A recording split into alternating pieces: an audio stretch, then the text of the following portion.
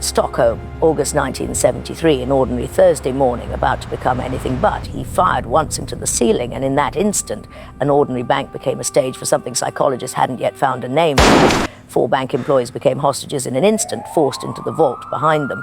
With no idea how long they'd be trapped there, within the hour, the square outside was surrounded. The whole country was about to watch this unfold live. His demands were specific: a fortune in cash, a getaway car, and the release of an old friend from prison. Astonishingly, the authorities delivered almost everything he asked for, almost. But leaving with the hostages was one demand the police would never grant. So into the vault they all went instead for what would become 6 long days. He noticed her shivering and gave her his own jacket. Small kindnesses in a place built for none.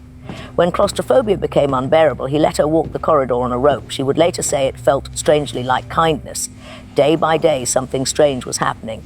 When he treated them decently, it began to feel less like captivity and more like some strange kind of protection.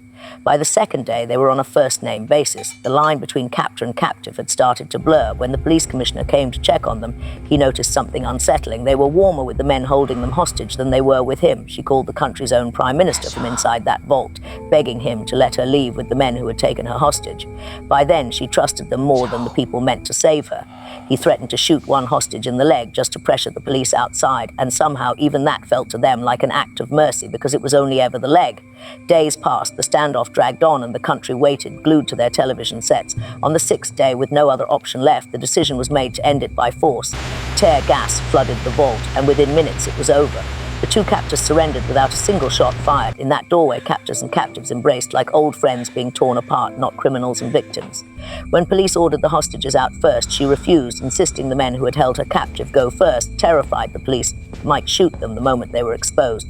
After 130 hours, it finally ended. No hostage had been physically harmed the entire time. Afterward, she asked a psychiatrist a question that would haunt the case for decades.